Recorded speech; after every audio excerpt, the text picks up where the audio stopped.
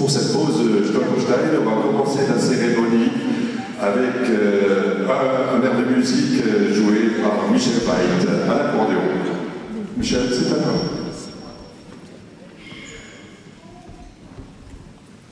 Bonjour tout le monde.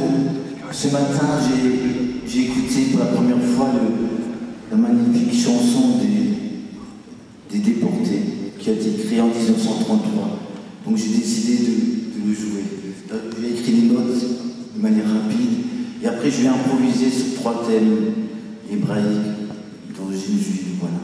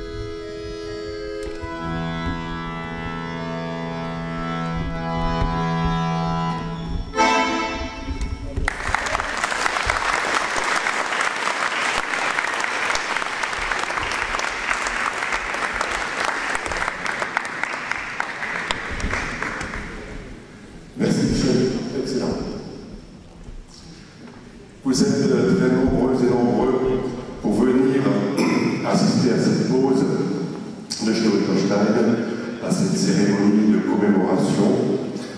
Et je salue particulièrement M. le grand rabbin Harold Abraham Weil, qui est venu nous, c'est vrai, un honneur de venir nous rejoindre à Valbonne, M. le pasteur Gérard Janus, M. le pasteur Gérard Schmitt, Madame la députée Louise Morel, Madame Simone Pollack, une survivante. C'est un honneur de vous recevoir à Valbonne, Madame. Mon collègue de Marlin, que je n'ai pas encore vu, mais qui nous rejoindra, je crois, Daniel Fischer. Ma collègue Sylvie Tollet, maire de Charles-Perquin, son adjointe Valérie Reis, et le maire honoraire Jean-Marc Mahon. Richard Aboif, président des Stolperstein, merci d'être venu. Paul Anthony, responsable des relations avec le collège. François Nagios, qui est représentant du CRIF d'Alsace. Nicole Dreyer, ancienne infirmière, merci Nicole d'être venue.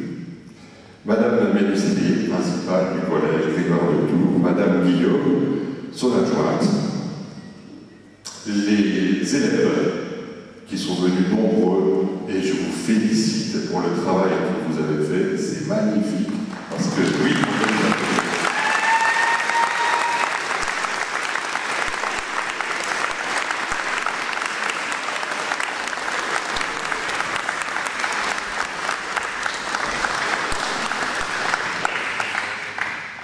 une partie de ces applaudissements peuvent aller aussi aller à leur professeur, M. Elfer.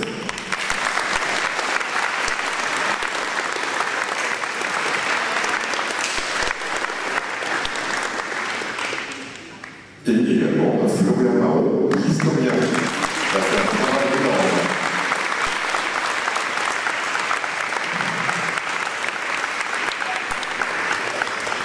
Je veux aussi particulièrement saluer les membres et les descendants des familles des déportés qui habitaient à Valbonne. Nous aurons l'occasion, je pense encore tout au long de l'après-midi, de faire connaissance. De l'EDNA avec M. Guillaume Garten et Michel Barit, le musicien, que nous avons eu l'honneur aussi de plaisir d'écouter. Il n'y a pas de nom qui pourrait mieux tomber que Stolperstein. Des pierres à trébucher, à réfléchir, à penser, à revenir sur l'histoire, sur cette histoire terrible qui était la Shoah et qui a emporté tellement de personnes dans cette dramatique histoire, catastrophe, la Shoah.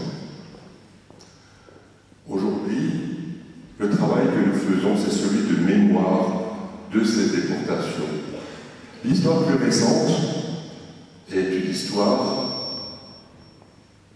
qui est en cours, et je crois que le plus grave et le pire que nous puissions faire, c'est d'être dans l'ignorance et dans l'amalgame des choses. Il ne faut pas mélanger l'histoire en cours, et ne nous appartient pas de la juger, c'est pas à nous, mais j'appelle simplement, et j'espère de mes vœux les plus chers et les plus profonds, que la paix reviendra aussi pour ces peuples qui sont en train de s'entre-déchirer. Je voudrais aussi vous remercier pour être venu justement et aujourd'hui, et je dirais particulièrement aujourd'hui plus que jamais, pour faire cette démarche. Valbonne est dans une démarche aussi de souvenir et de commémoration à l'égard de ses habitants de confession juive, avec une partie, là je remercie les élèves et les professeurs d'avoir fait ce travail, parce que nous avions beaucoup de personnes de confession juive à Valbonne. Nous verrons, on passera tout à l'heure devant la synagogue. Elle est magnifique, elle a failli disparaître, démontée et reconstruite à Jérusalem. Ça aussi, c'est une autre histoire. On va peut-être trouver, n'est-ce pas, pas du Havre une solution à ce bel édifice. Dans 3 semaines, nous allons continuer ce travail de mémoire en renommant la place de la mairie en place du grand rabbin Jules Bauer. Nous aurons le plaisir de nous retrouver, monsieur le grand rabbin. C'était pour nous un travail, nous travaillons dans une commission qui s'appelle Bien Vivre. Et c'est paradoxal peut-être, le souvenir, bien vivre, le souvenir dramatique. Et pourtant, on arrive à bien vivre si on se souvient bien des choses qui se sont passées. Et les profanations qui ont eu lieu dans le cimetière nous a profondément, dans les cimetières juifs d'Alsace, nous ont profondément émus. Et c'est pour cette raison que nous cherchions à marquer aussi notre désaccord avec ces situations-là. Et c'est un historien qui nous a trouvé, Charles Gris, qui nous a trouvé l'histoire du grand rabbin Jules Bauer, dont la maison était située sur la place du village. Et nous continuerons cette commémoration l'année prochaine, le 27 janvier, où nous poserons un pupitre à la mémoire de tous les enfants de Heilbronn décédés, déportés dans le cadre de la Shoah. Il y en avait 33. Voilà. Je crois que ces mots inspirent le respect et la solennité. Je veux conclure mon discours parce que nous avons encore quelques prises de parole en donnant la parole à Madame la députée Louise Morel.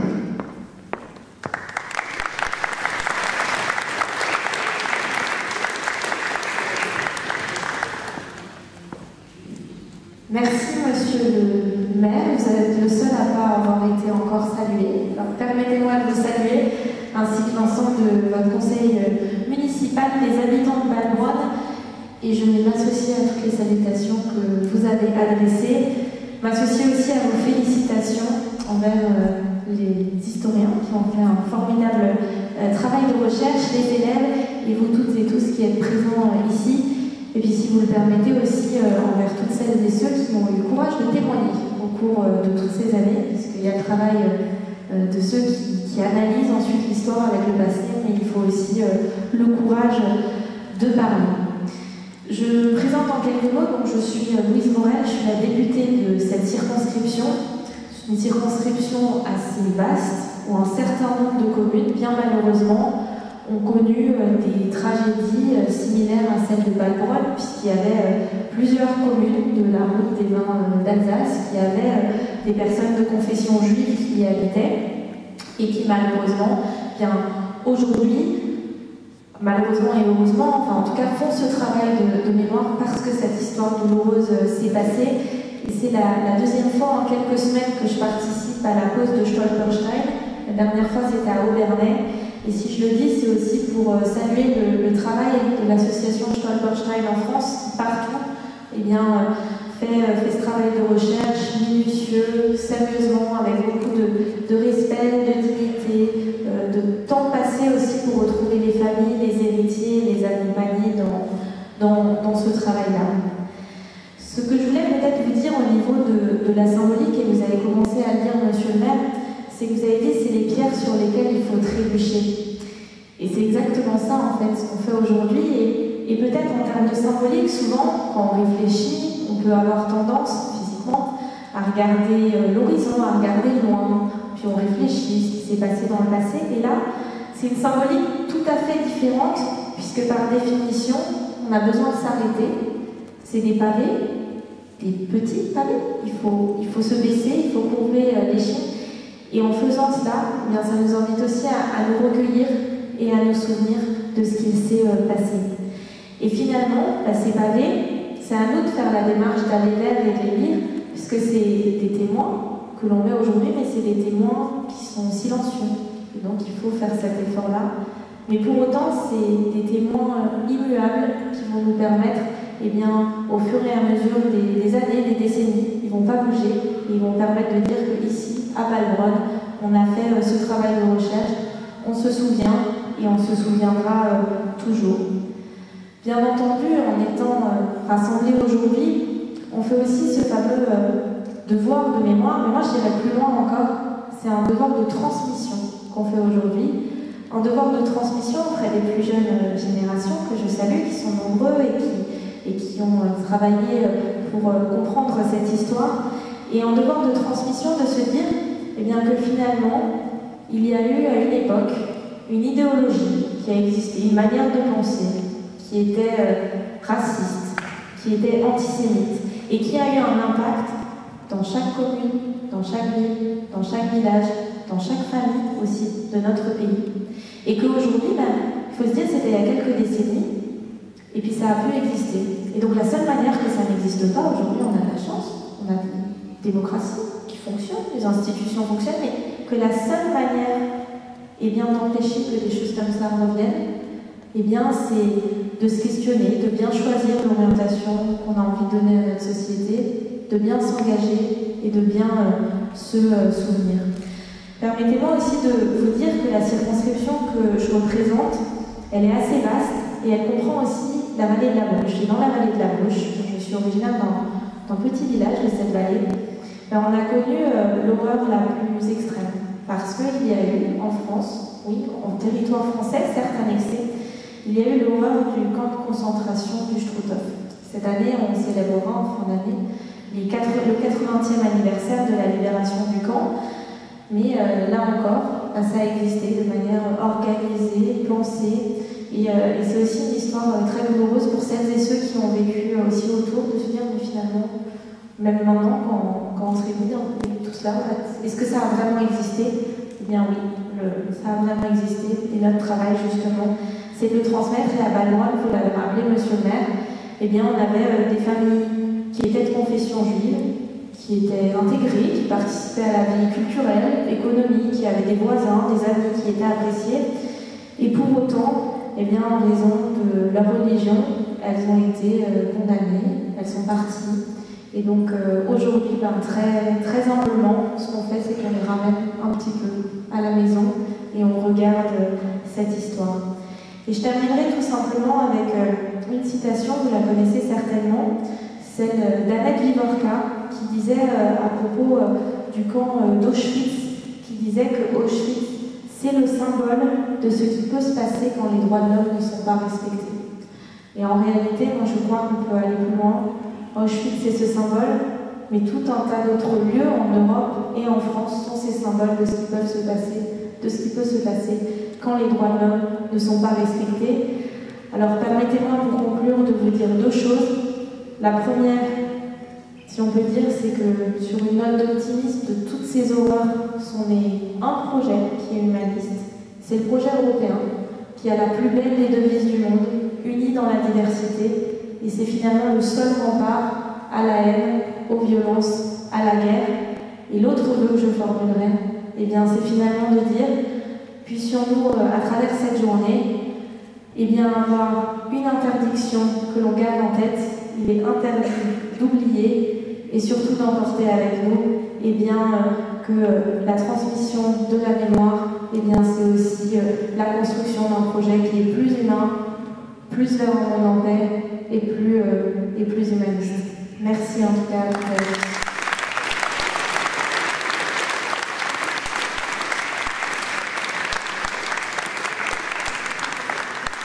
Et je passe la parole à M. François Nagios, qui est le représentant du CRIF Alsace.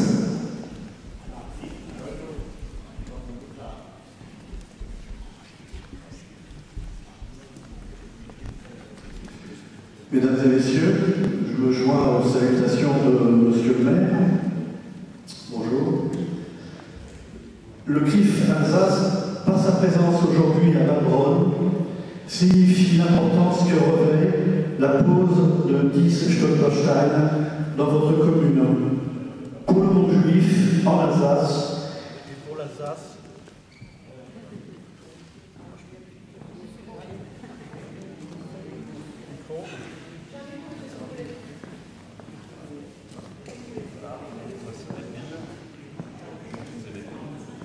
Si c'est les billes qui ne marchent plus, la solution est tout à fait naturelle.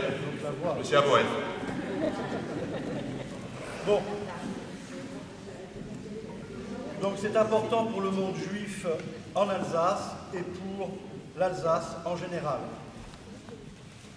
Le CRIF Alsace représente plus d'une vingtaine d'organisations culturelles ou laïques juives des 2 départements alsaciens.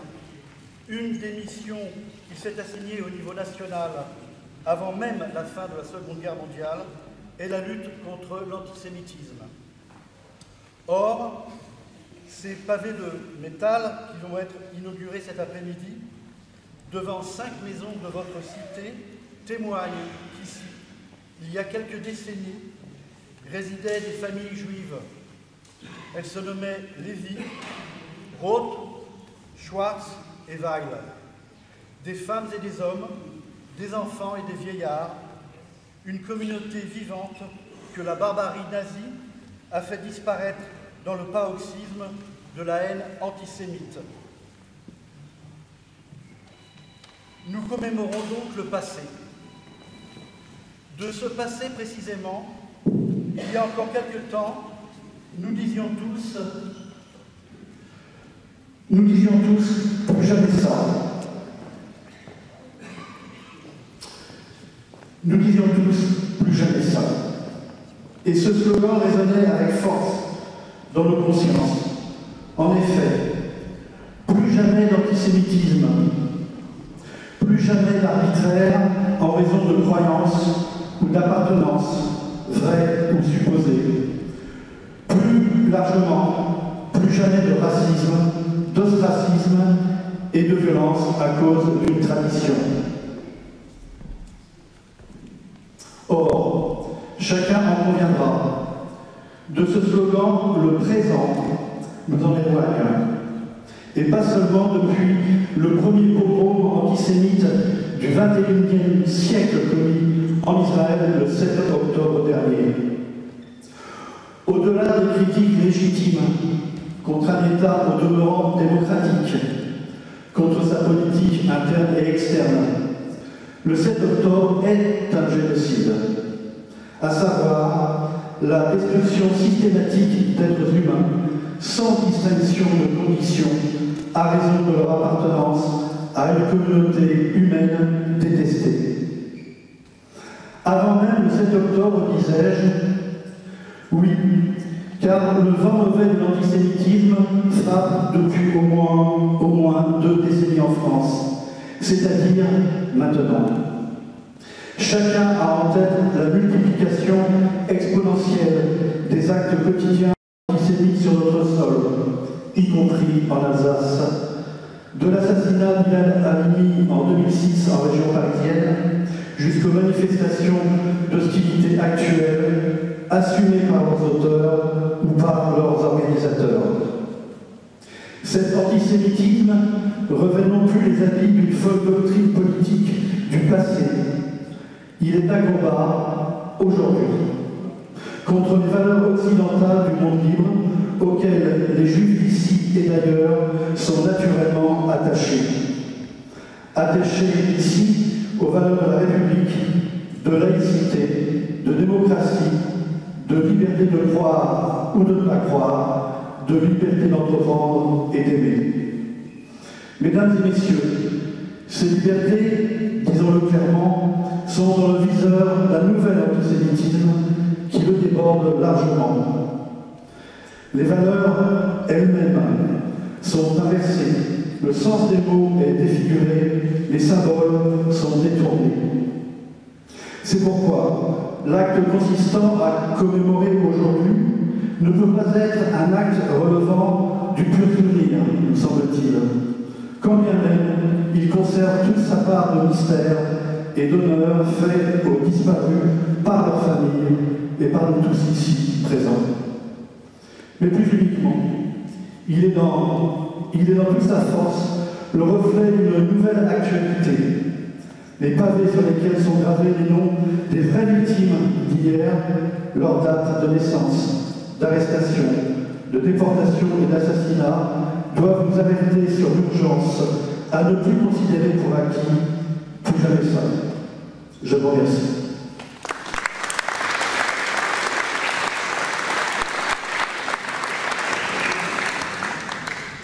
Et c'est le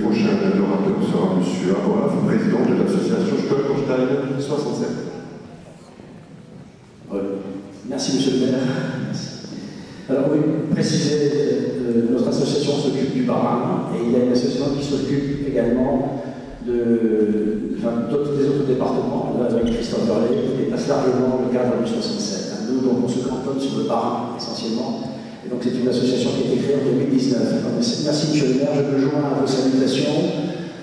Je voudrais saluer, bien entendu, madame la députée, mesdames et messieurs les maires ici présents, monsieur Dorana, et les représentants du consistoire israélien du Bas-Rhin, messieurs les pasteurs, mesdames et messieurs, les familles venues du Canada, venues d'Israël, venues des quatre coins de la région également. Mais je voudrais saluer particulièrement deux personnes ici. C'est Simone Polak, la dernière escapée d'Auschwitz à Strasbourg, et également Michel Roté, mon ami de longue date, qui depuis 30 ans est à Jérusalem et travaille à réunir la mémoire des Juifs d'Alsace. C'est un travail colossal qu'il a réalisé, qu'il continue d'ailleurs de réaliser depuis des décennies à Jérusalem. C'est un des porteurs de cette mémoire et je crois qu'il faut quand même te féliciter de ça.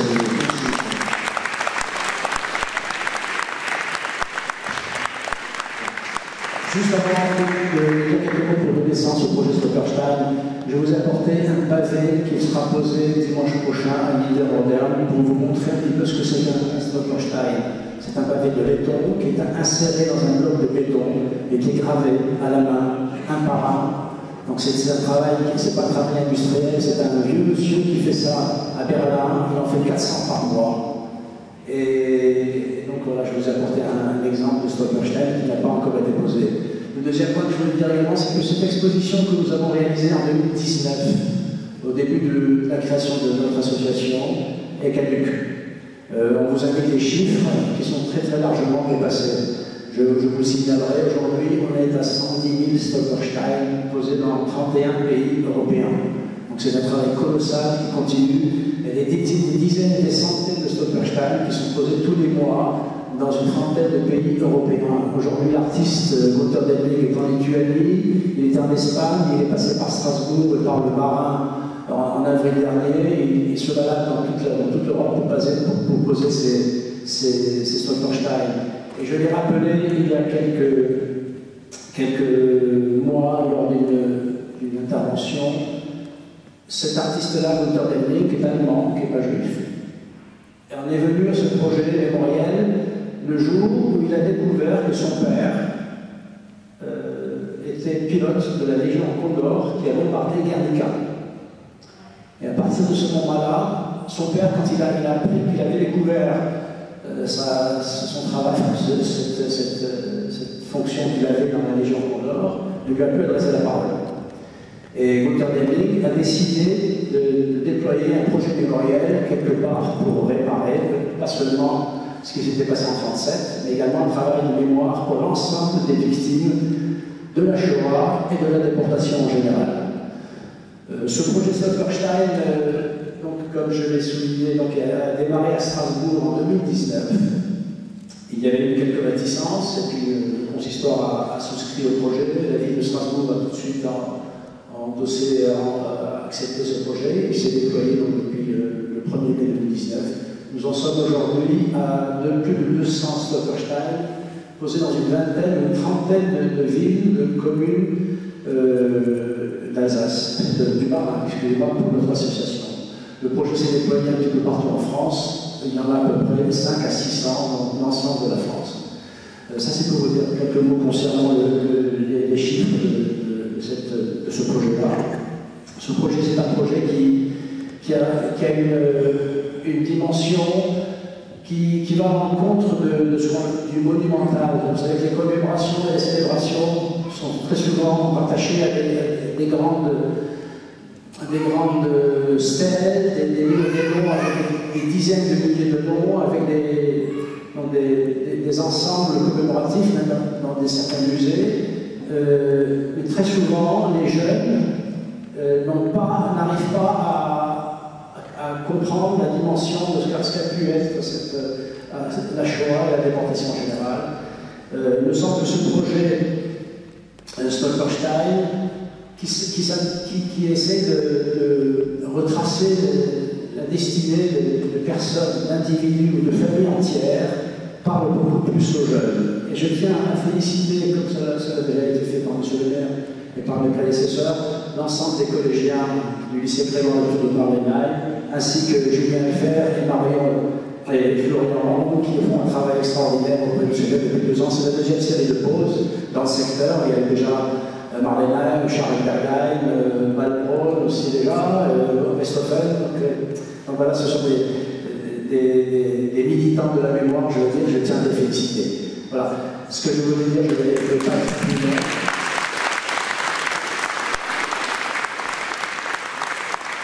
J'espère que ces choses qui vont avoir lieu à Melbourne aujourd'hui nous rappelleront un certain nombre de points très importants qui ont été soulignés et que ces cérémonies nous éviteront à reproduire les écueils de l'histoire et que cela ne se renouvellera. Je me joins au souhait de M. le maire et de Mme la députée pour espérer effectivement que les temps qui viennent nous apportent beaucoup plus de sérénité et de paix un petit peu partout. Voilà, merci à vous.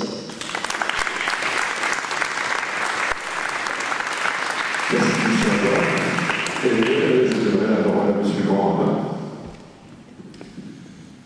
Merci, Monsieur le maire. Merci pour votre accueil chaleureux. Merci pour votre émotion aussi. On l'a senti extrêmement sincère, extrêmement forte.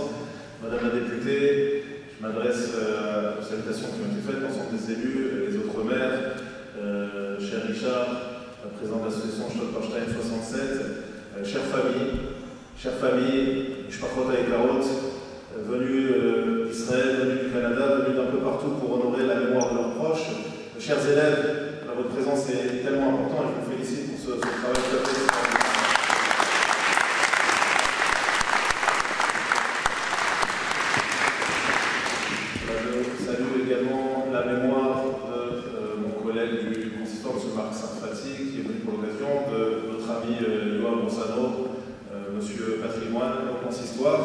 Et je m'associe aussi, Richard, c'est important que tu l'aies fait, aux salutations toutes particulières, la salutation de notre ami Michel Rotet, également d'Alain Kahn, son frère, qui l'accompagne dans ce projet depuis tant d'années. Alors Michel, je te l'avais déjà dit, mais je te le redis publiquement aujourd'hui. Michel, c'est extraordinaire parce que dès que je dois me rendre dans une cérémonie, dans un endroit dans lequel j'ai quelques trous de mémoire sur quelques données dont j'aurais besoin pour pouvoir m'exprimer, je vais immédiatement sur le site du judaïsme alsacien et c'est grâce au site de Michel Rotet que je vais retrouver toutes les données, toutes les informations nécessaires. C'est qu'on a une histoire tellement riche, tellement importante avec un nombre très, très grand de synagogues, de cimetières, et grâce à ce travail de mémoire que fait Michel depuis tant d'années, aidé par Alain et par toute l'équipe qui travaille avec eux, eh bien, on a la possibilité de retrouver en un clic toutes ces informations. Vraiment, c'est l'occasion de te dire merci publiquement. Je ne veux pas être trop long, c'est pas prévu en plus que j'intervienne aujourd'hui. Peut-être prendre l'histoire, moi, sous un autre aspect. J'aime toujours prendre l'histoire sous l'aspect de l'espoir, de ce que ces cérémonies peuvent nous amener en matière de ce qu'on appelle en hébreu dans notre tradition, le chizouk, c'est-à-dire notre capacité à nous renforcer, essayer d'appréhender l'avenir avec un œil positif. Et lorsque je parle de chizouk, mon regard se porte forcément sur Simone Pollack.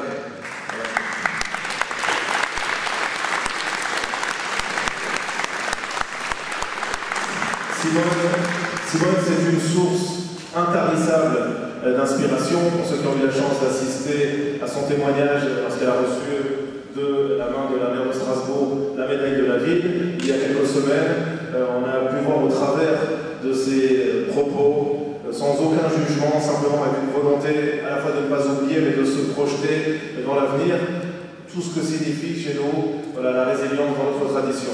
Alors, pour moi, les moments ont des significations particulières.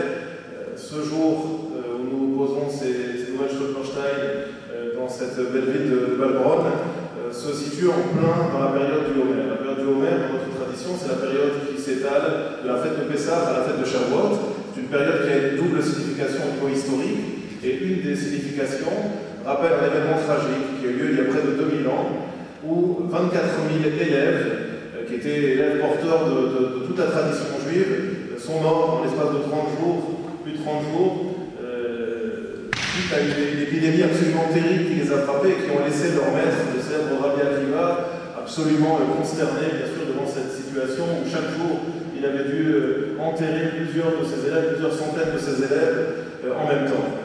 Eh bien, plutôt que de se laisser abattre par cette situation, plutôt que de baisser les bras, plutôt que de se laisser aller au désespoir, Rabbi Akiva a décidé, avec 5 survivants parmi ses 24 000 élèves, de reconstruire un empire de la tradition, un empire de la transmission, un empire tout simplement de l'amour de l'étude, et il a réussi au travers de ces 5 élèves, avec l'abnégation qui a été la sienne, avec cette énergie, avec cette volonté d'aller de l'avant, eh bien il a réussi à reconstruire un monde. Eh bien pour moi, tous les survivants que nous avons aujourd'hui, ils sont un petit peu le témoignage de cette capacité à reconstruire. Arriver après la guerre dans un monde qui était totalement dévasté et se dire, alors soit pour les enfants de ceux qui avaient perdu leurs proches, pour les neveux, les nièces, peu importe, ceux qui étaient confrontés à la mort, à la désolation, se dire que malgré tout, on allait continuer à donner la vie, on allait essayer de reconstruire un monde. Et pour moi, c'est extraordinaire de voir des enfants, des petits-enfants, des arrière-petits-enfants qui sont présents aujourd'hui, venir des 4 coins du monde. Ça veut dire que finalement, on a réussi notre mission. Et c'est vraiment avec ce message d'espoir que j'aimerais terminer cette brève prise de parole. En tout cas, encore une fois, vraiment merci, Monsieur le maire, d'avoir pris part à ce beau projet. Et pour la deuxième fois, eh bien, de contribuer à la hausse de ces Stolperstein. Vraiment, au nom du consort de la communauté, je vous remercie du fond du cœur.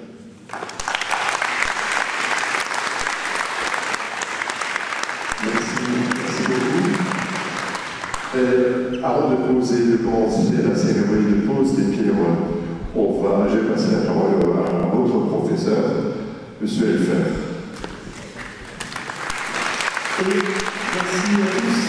Je demande aux élèves de nous rejoindre. S'il vous plaît, venez ici.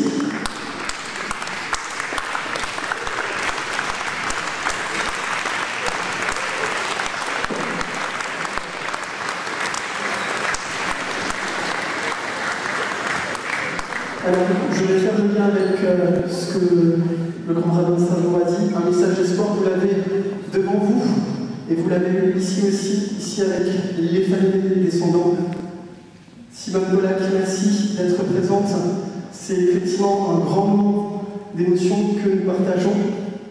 Et j'aimerais commencer ce discours par une interrogation. Pourrait-on dire que nous sommes des vivants réunis ici pour honorer des morts? J'ai envie de dire que c'est bien plus que cela. C'est bien plus que cela que nous allons engager ensemble aujourd'hui. Alors, avant toute chose, merci à vous tous de vous être déplacés de si loin, ou alors parfois de quelques kilomètres d'une maison pour Yanis qui est arrivé, qui a fini son tennis et qui est là. Merci à vous tous de vous être déplacés pour rendre hommage à ces dizaines de malheureux qui ont été, vous l'avez dit, Madame la députée, victimes de cette folie idéologique raciale nazie. Edmond Lévy, Moïse et Rosa Rose, Arthur Lévy et sa famille, Rosa, son épouse, Irène et Yvonne, leurs 2 filles, Isaac et son fils Robert Schwartz et Renval, des hommes, des femmes, des adolescents, des enfants, des êtres humains tout simplement, qui vont aujourd'hui reprendre place parmi les vivants grâce au travail conjoint, et j'insiste là-dessus, c'est vraiment grâce à un travail d'équipe, au travail conjoint de Florian Raoult. Florian, je tiens vraiment à te remercier vivement pour toutes les recherches que tu as menées, puisque je sais, en tant que professeur d'histoire, ce que ça représente, la recherche, donc on peut vraiment t'applaudir pour tout le travail que tu as fait.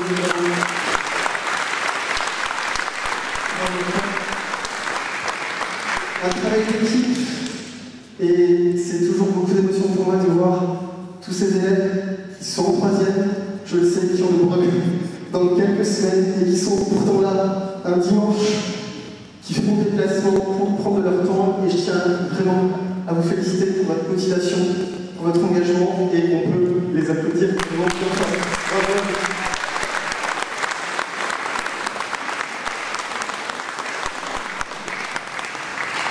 Merci effectivement au travail d'équipe, à la coopération de Valbrunn qui a tout mis en œuvre pour que cet événement ait lieu, monsieur Rector, Madame Dickersheimer, merci à vous de nous accueillir en cette commune, que cet événement puisse avoir lieu, merci à vous. Et je suis professeur, donc je remercie mes chefs, Madame Ministrier, Madame Guillaume, pour leur confiance. Je les applaudis aussi. Merci à tous ceux qui ont œuvré pour la réalisation de cette cérémonie et qui sont présents. Merci à vous, Simone, d'être présente parmi nous aujourd'hui. Je sais que ce moment a une résonance particulière dans notre histoire, puisque vous en parlez dans votre livre, à travers Isaac, à travers la famille Schwartz. Et je tiens, et c'est beaucoup d'émotions pour moi, j'ai, grâce à Florian tout à l'heure, déjeuné avec des descendants des Schwartz. Je tiens à saluer toutes les familles, all the family who come from Canada, USA, and United States.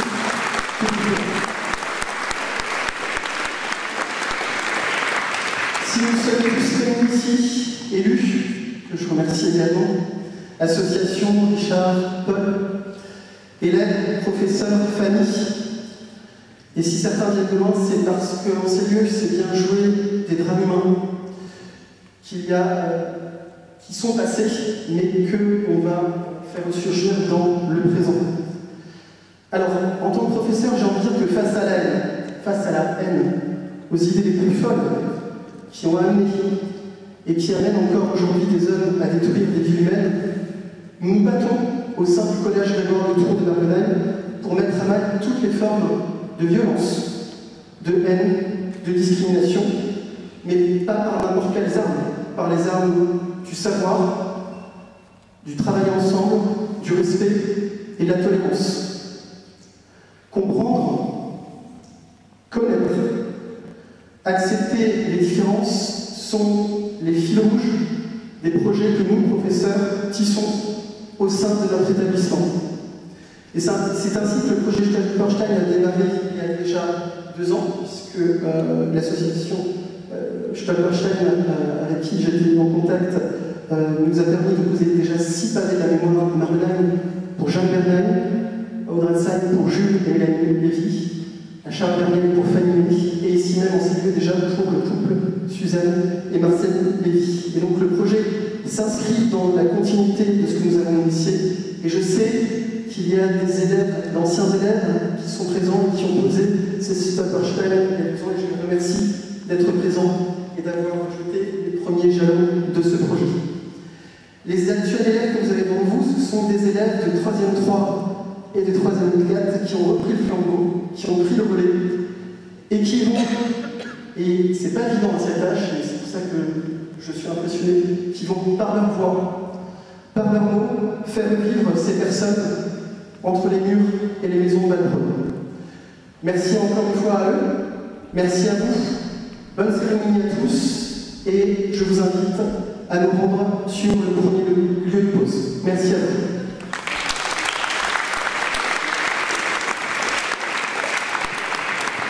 Merci, monsieur le frère. Et je voudrais vous dire aussi, quand vous avez foulé les rues de Balbronn, vous êtes aussi dans votre village. Soyez toutes et tous les bienvenus.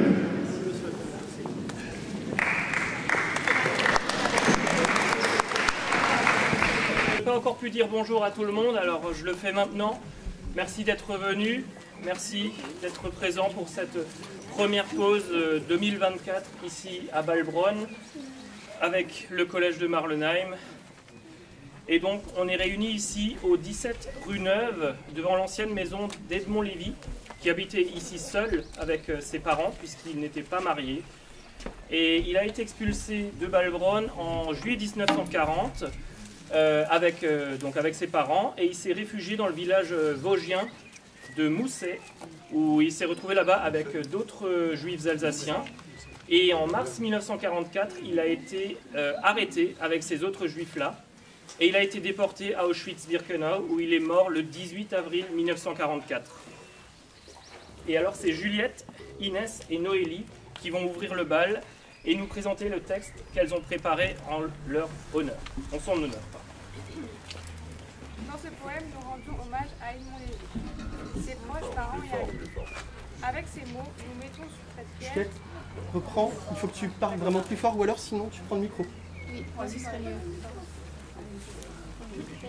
On te donne le micro.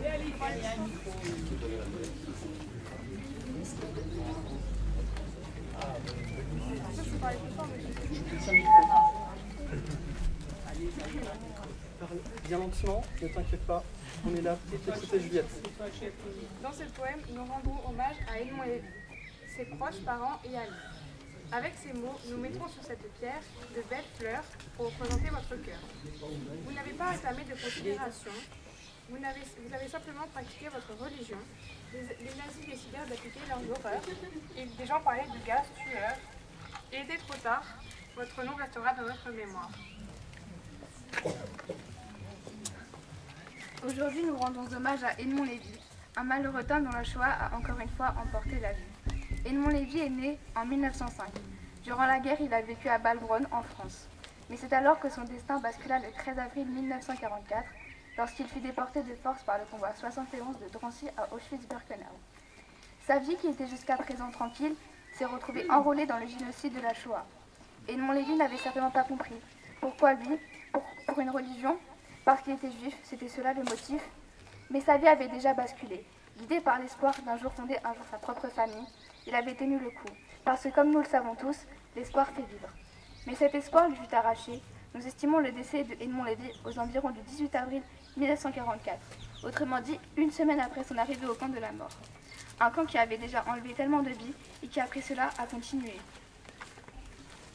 De si nombreuses personnes, telles que Edmond Lévy, qui méritait de vivre. Un pauvre homme, une pauvre vie qui, de plus, n'aura eu aucune sépulture, ni aucune chance d'un jour pouvoir revoir le monde tel qu'il a autrefois vu, ou autrefois espéré de vivre, mais ce droit lui avait été retiré également. Alors aujourd'hui, peut-être se tient sa famille, des proches, pour que dès cet instant, sa mémoire ne soit pas oubliée. Maintenant gravée dans nos mémoires à tous, car ce sont dans ces souvenirs que Edmond Lévy revit enfin parmi nous. Une mémoire qu'on avait forcée au silence et qui jusque-là a été tue. Alors laissons-la reposer en paix dans nos esprits à tout jamais.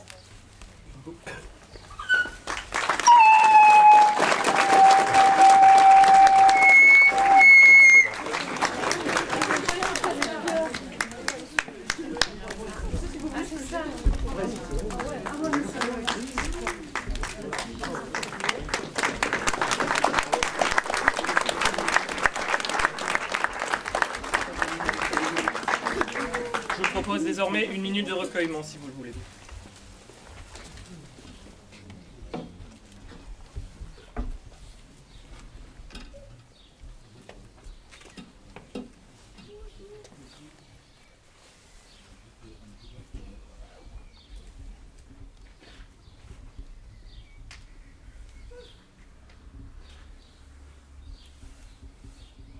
Merci.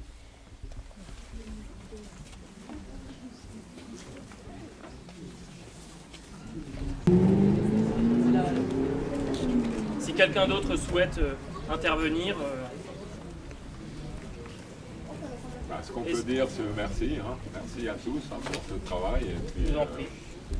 Monsieur je pense que mes cousins s'associeront à moi pour ce remerciement, aux élèves et à tous les gens qui sont occupés de ça. Et comme vous voyez, il y a beaucoup de monde qui est venu. Bon, c'est évident. Personnellement, Edmond Lévy, je ne l'ai évidemment pas connu puisque je n'étais pas né. Et ma mère et ma grand-mère ne m'ont quasiment jamais parlé de lui. Et je disais ça à mon cousin quand on s'est retrouvés ici, puisque je n'étais pas à la cérémonie. Je connaissais cette maison où il y avait un tailleur, mais à l'époque où on allait chez le tailleur, personne ne m'a indiqué que cette maison avait appartenu à un membre de la famille.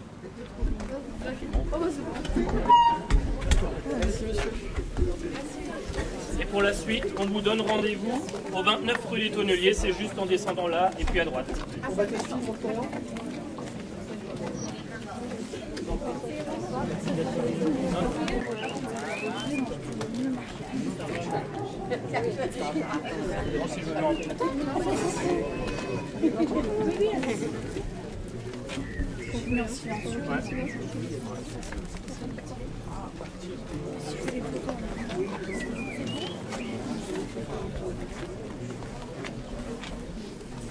Ça crépite. Nous voici désormais réunis au 29 rue des Tonneliers, devant la maison de Rosa et de Moïse Roth, assassinés à Auschwitz-Birkenau le 23 juillet 1943 à 70 et 71 ans. Le couple est resté sans enfants, mais a noué des amitiés profondes, notamment avec leur voisine de la famille Lévy, qui habitait juste au coin de la rue ici. En tout cas, c'est avant leur départ de cette famille Lévy à Strasbourg dans les années 1930. Le couple Roth, expulsé de Balbronn en juillet 1940, a trouvé refuge à Rambervillers dans les Vosges, où il a retrouvé ses anciennes voisines de la famille Lévy. Et tous au complet seront arrêtés à Rambervillers, de même que Jeanne Bernheim, déportée originaire de Marlenheim, à qui on a rendu hommage en 2022. Tous auront été arrêtés à Rambervillers et envoyés dans les camps de la mort où ils sont décédés. Alors, Léna et Sarah vont tout d'abord nous lire le texte qu'elles ont préparé avec Louise en mémoire de Moïse Roth, avant que Milena et Sarah nous présentent celui qu'elles ont préparé avec Clara pour Rosa Roth. Merci. À vous, les élèves. Dès que vous êtes prêts, on vous écoute pour votre hommage. Bonjour à toutes et à tous. Aujourd'hui, nous sommes rassemblés afin de célébrer la mémoire de Roth Moïse. Moïse Roth est né le 28 mai 1873 de l'union de Madame Eva Matz et Monsieur Benjamin Roth. Il a trouvé l'amour auprès de Rosa Roth, avec qui il s'est marié le 25 avril 1907. Il vivait à Balbronn, où il était une personne clé du village de par sa profession d'épicier. En effet, son épicerie était un lieu de rencontre indispensable aux villageois. Alors qu'il avait une vie paisible au sein du village, il a malheureusement été arraché à son village et à sa communauté en 1943 dans le contexte d'idéologie haineuse de la Deuxième Guerre mondiale. Il fut déporté par le convoi 57 de Drancy à Auschwitz-Birkenau où il meurt le 18 juillet 1943 à l'âge de 70 ans. C'est avec le plus grand respect que nous nous recueillons en souvenir de Moïse Roth, citoyen français mort comme tant d'autres sous le joug de l'antisémitisme, de la cruauté et la négation de la vie humaine à cause de leur religion. Merci les filles. En ce jour, nous sommes tous réunis afin de rendre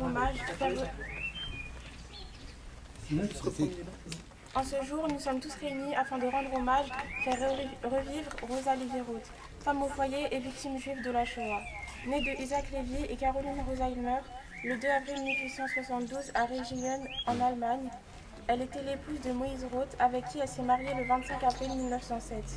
L'endroit où Rosa résidait, où nous déposons aujourd'hui son Stolperstein, afin de lui apporter un réel hommage éternellement mérité pour toutes les choses qu'elle a vues et vécues de son vivant. Oui, c'était une petite épicerie. Là où se fermait, il y avait les devantures, et Rosa, c'était elle qui, j'avais 3 ans, j'habitais là juste à côté, et pour rien, pour un peu de sel, où on allait toujours chez Rosa chercher chez Meuchel. Je connaissais. Et puis il avait un petit cheval qui rentrait là, à côté, un petit poney, avec une carriole, et il faisait les villages alentours avec l'épicerie. Ouais, le Meuchel. C'était Meuchel. Je ne savais même pas qu'il l'appelle Moïse. Merci Albert. Le convoi numéro 57. Le convoi numéro 57 découvre à Auschwitz le 18 juillet 1943. Sera son dernier déplacement, à tout jamais, et nous ne devons pas l'oublier. Ce Stolperstein nous rappellera sa vie, la fera vivre parmi nous, afin que nous l'oublions jamais. Il sera poli tous les ans, afin de ne jamais en perdre son éclat, et l'importance qu'il a. Un défunt n'est réellement mort qu'une fois qu'on l'a oublié.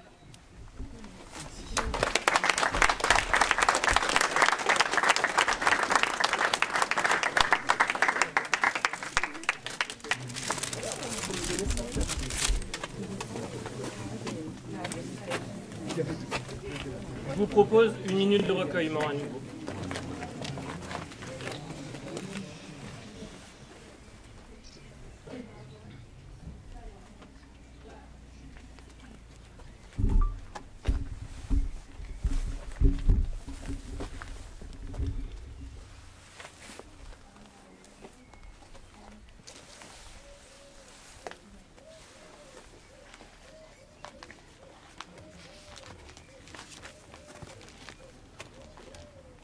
Merci.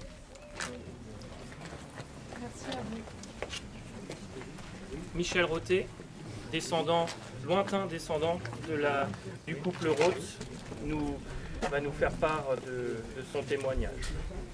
Je voudrais avant tout remercier Florent Marion et toute l'équipe scolaire autour de lui, la mairie de Balbronn et son maire, et pour tout le travail inlassable qui a été réalisé avec l'aide des élèves du collège Grégoire de Tours à Marlenheim.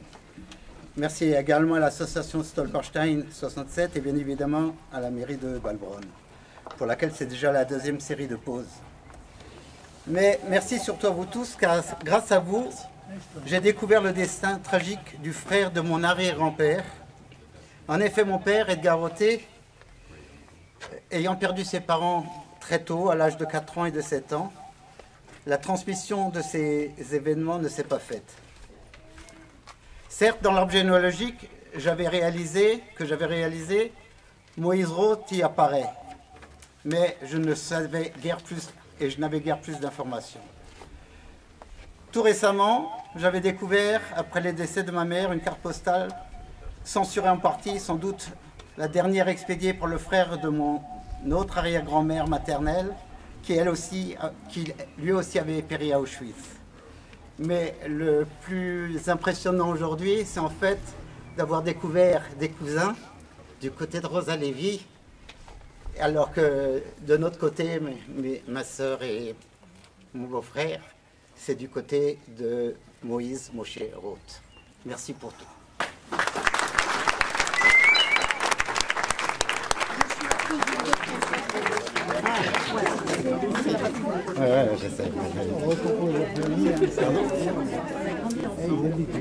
Si quelqu'un souhaite encore prendre la parole, n'hésitez pas. Et sinon, je vous donne rendez-vous devant le carreau. Oui, il y avait une carriole, un cheval blanc.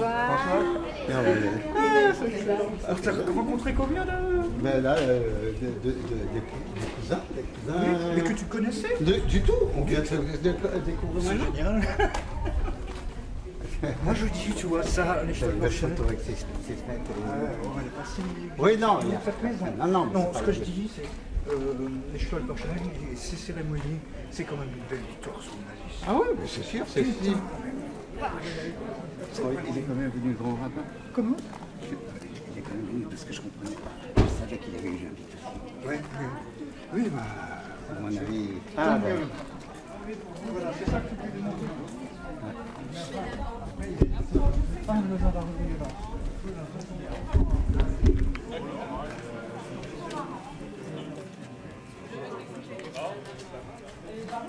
Ouais. On peut pas la sortir et la remettre ailleurs.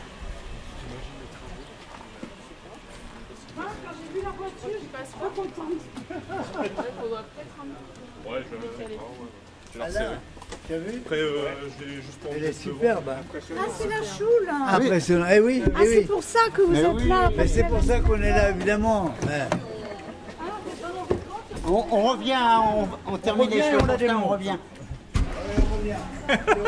On a prévu les sacs pour la porte.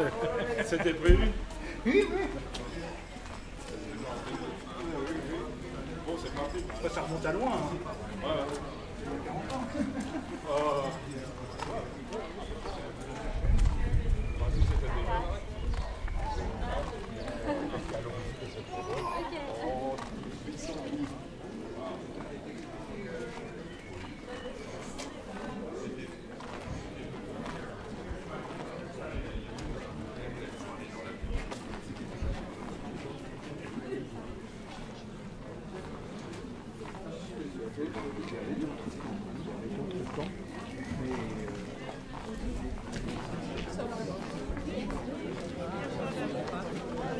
C'est un peu véreux, quoi, mais bon.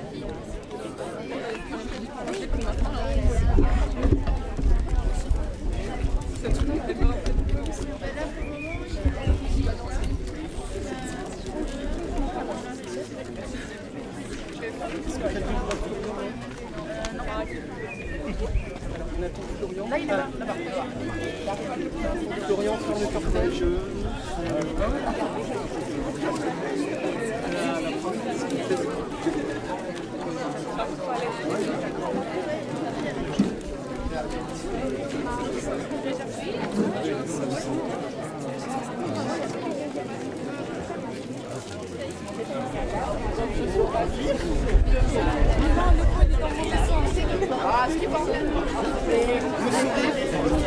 Sans fou rire.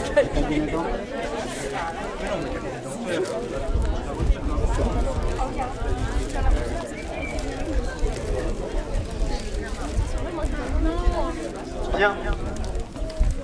On va poursuivre la séance au 48 rue Balbar, lieu hautement symbolique de l'histoire juive de Balbronn, puisque le bâtiment que vous avez ici, à cet emplacement se trouvait l'ancien mikvé, c'est-à-dire le bain rituel juif.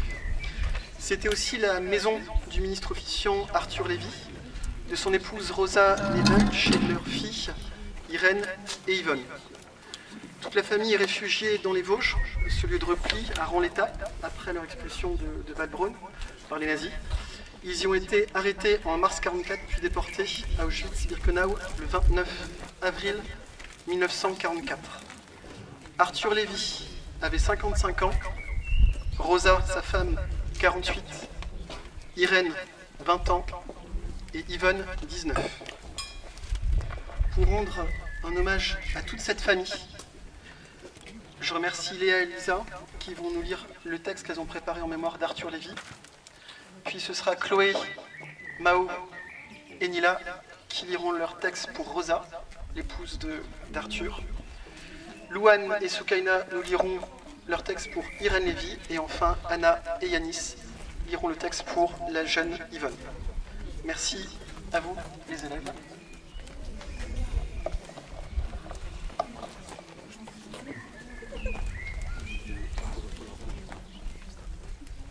Nous sommes réunis en ce jour pour dire au revoir et rendre hommage à Arthur Lévy qui est mort bien trop tôt.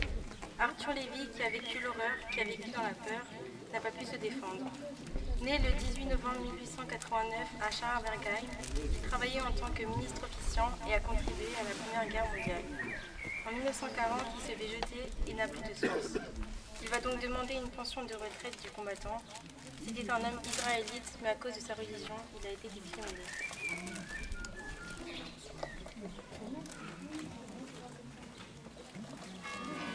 Tout le monde savait où il était, mais il pensait que personne ne le dénoncerait. Il faisait confiance à l'État français, mais ils l'ont trahi. Il a été interné à Eekhof, puis déporté et a perdu la vie à Auschwitz en 1944. Mais Arthur était avant tout un homme, un fils, un mari et même un père. Sa femme, Rosa Deutsch, avec qui il s'est marié en 1923, lui a donné 2 magnifiques filles du nom de Irène et Yvonne Lévy. Pauline et Nathan, sa mère et son père lui ont un jour dit au revoir pour toujours et ne l'ont plus jamais revu. Ensuite, c'est Mao, Nila et Chloé. Rosa, Lizzie.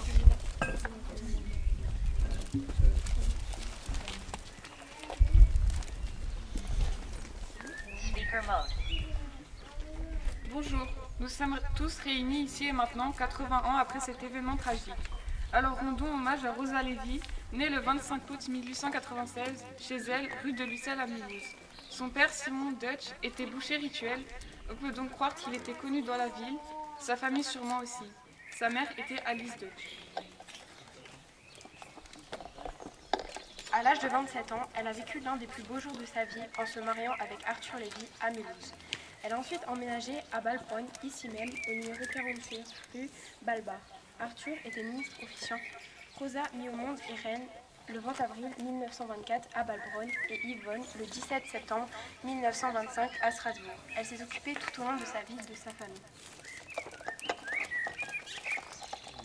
Elle a été déportée le 29 avril 1944 à Drancy et est décédée 6 jours après, le 5 mai 1944 à Auschwitz. C'est peut-être Arthur qui, en faisant confiance à la France, s'est fait trahir et s'est fait déporter avec sa famille. Mais il faut maintenant se souvenir de la belle vie vécue par Rosa avant sa déportation. On dit qu'une personne est vraiment morte lorsque l'on l'a vraiment oubliée et que personne ne pense à elle. Rosa n'a jamais eu d'enterrement. C'est pourquoi aujourd'hui nous pensons à elle. Soukaina et Louane.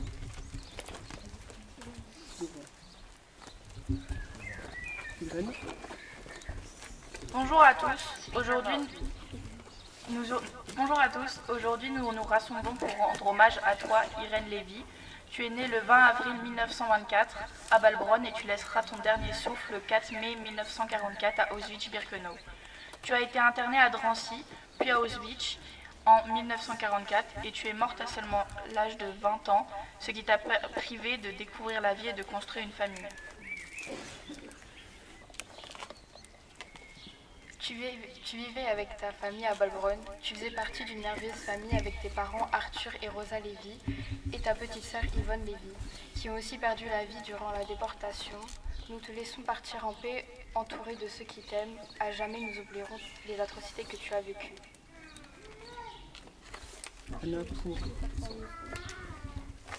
Ok. Bonjour à tous ceux qui aujourd'hui, par leur présence, permettent de pérenniser l'histoire et commémorer la vie d'une victime de la Shoah, à qui on a retiré la vie si jeune. Ne pleurons pas pour son décès, mais pensons à son vécu. Je parle en cet instant d'hommage d'Yvonne Lévy, fille d'Arthur Lévy et de Rosa Deutsch, ainsi que merveilleuse petite sœur d'Irène Lévy. Ce Stolperstein posé en son nom n'est pas qu'une simple pierre si des personnes au grand cœur pensent à elle et à sa terrible perte. Née le 17 septembre 1925 à Strasbourg, elle est condamnée à quitter sa petite commune Rhône-l'Étape dans les Vosges pour se laisser emporter dans un avenir incertain. Elle est d'abord internée à Écrouves ainsi qu'à Drancy, puis déportée dans un lourd chagrin jusqu'à Auschwitz-Birkenau où sa flamme s'éteindra le 4 mai 1944 et il laissera son dernier souffle seulement à 18 ans, privé de fonder une famille, de se marier, d'avoir un métier ou même de découvrir le monde. Cet ange vit enfin en paix et aujourd'hui plus qu'hier car nous avons tous une pensée pour elle. Prenez ce discours comme un rappel pour ne jamais réduire une personne à ses différences, peu importe les origines, peu importe la religion. Bravo.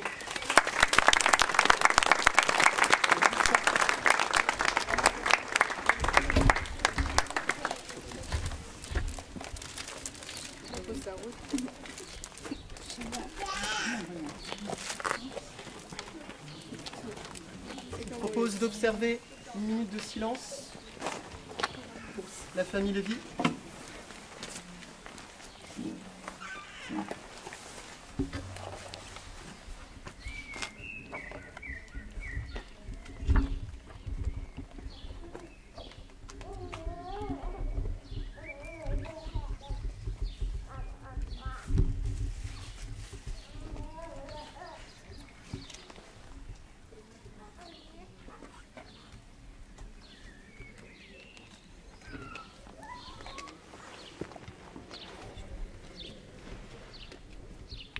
Merci.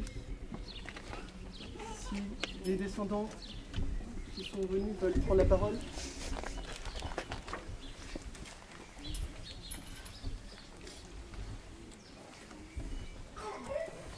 Sinon,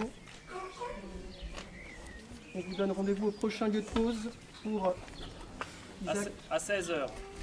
Et Robert. On a de l'avance. On a de l'avance 10 minutes. Ah bah, pour Isaac et Robert Schwartz, c'est juste un peu plus loin. Merci. Allons-y.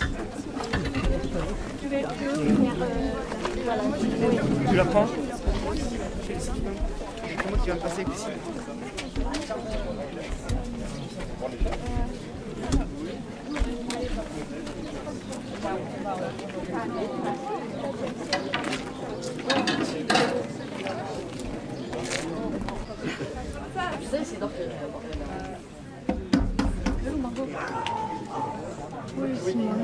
Je sais pas si. Tu prendras le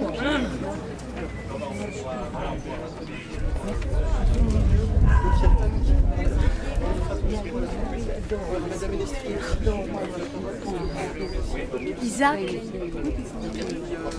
Isaac. Oh, vas-y.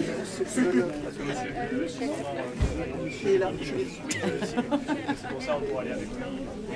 Et il y a Chloé qui posera la première. Chloé,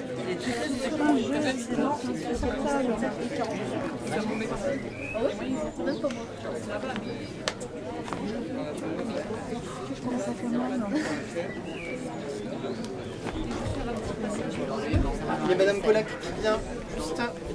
Madame Pollack.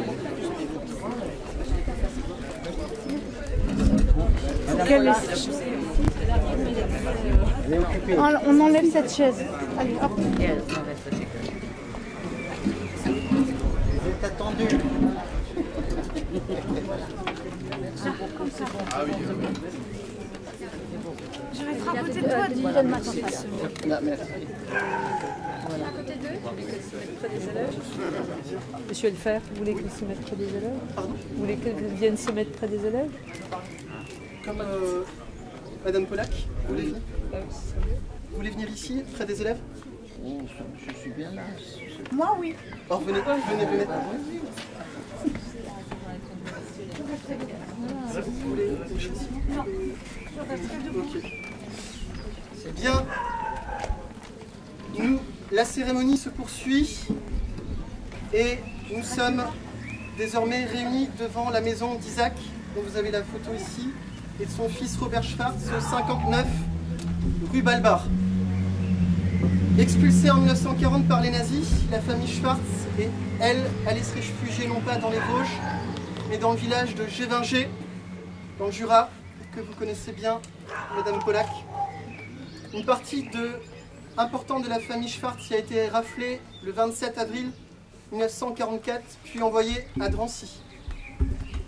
Robert Schwartz, le fils, a quitté Drancy 5 jours avant son père pour être envoyé à Kaunas en Lituanie, où il est probablement mort le 20 mai 1944. Isaac, son père, que vous avez connu, Madame Pollack, a lui été déporté à Auschwitz-Birkenau, où il a été assassiné le 25 mai 1944. Ils avaient chacun respectivement 35 et 75 ans. Je remercie Clément, Édouard et Antoine qui vont nous lire le texte qu'ils ont préparé en mémoire d'Isaac Schwartz, avant que Tom et Dorian nous présentent le leur pour Robert. À vous les élèves, on vous écoute. Cher Isaac, ta famille, tes proches, tes collègues et tous ceux qui t'ont aimé sont ici aujourd'hui pour te rendre hommage. Nous sommes là, réunis en ce lieu, pour te dire au revoir. Tu es parti avant nous, bien trop tôt, et tu nous rappelles qu'ici-bas, notre vie est très précieuse, mais tient à peu de choses. Ton départ laisse un immense vide dans le cœur de toutes les personnes, mais ton héritage de bonté et de bienveillance continuera à briller en chacun de nous. Nous n'oublierons jamais l'ami fidèle et généreux, le collègue apprécié, le père attentionné, le mari aimant que tu as toujours été. Ta mémoire sera toujours gravée dans nos cœurs. Nous te disons un ultime au revoir et garderons ta mémoire et la raison de ta mort à jamais gravée dans nos esprits. Ton chemin aura croisé celui de Simone Pollack dans le train de votre déportation. Tu seras déporté à Auschwitz où tu mourras à cause de la folie des nazis. Ta vie aura pris une vision d'horreur en quelques mois seulement. Tu étais une personne incroyable qui faisait notre bonheur. Nous te rendons ce dernier hommage à toi, une personne très chère à nos yeux.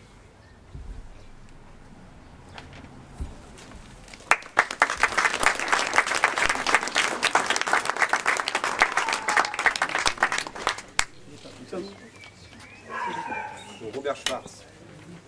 Si nous sommes rassemblés tous ici, ce n'est pas pour accompagner un ami, une connaissance défunte vers la paix, ou encore pour pleurer la mort d'un être cher, mais pour faire revivre une personne victime d'un désastre humanitaire.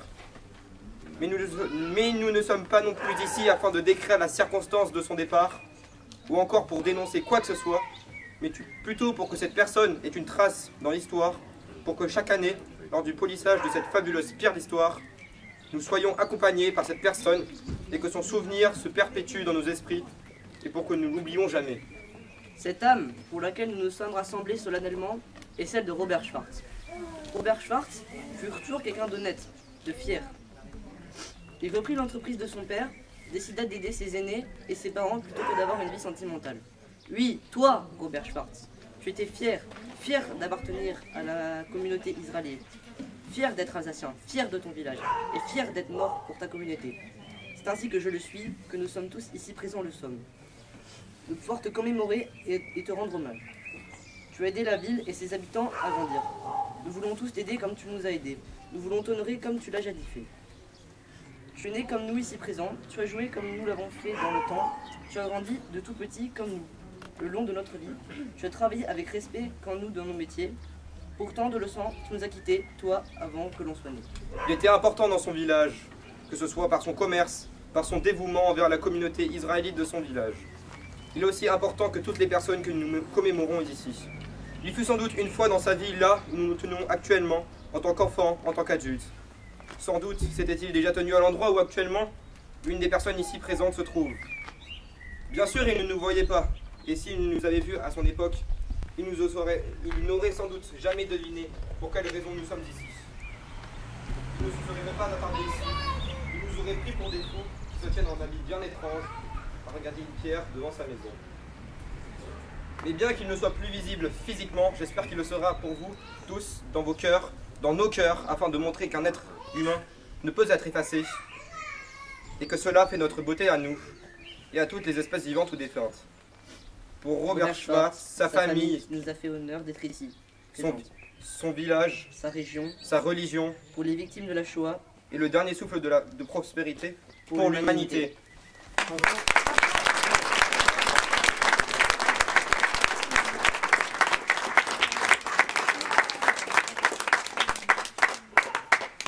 Alors on va faire une minute de silence pour Isaac et Robert Schwartz.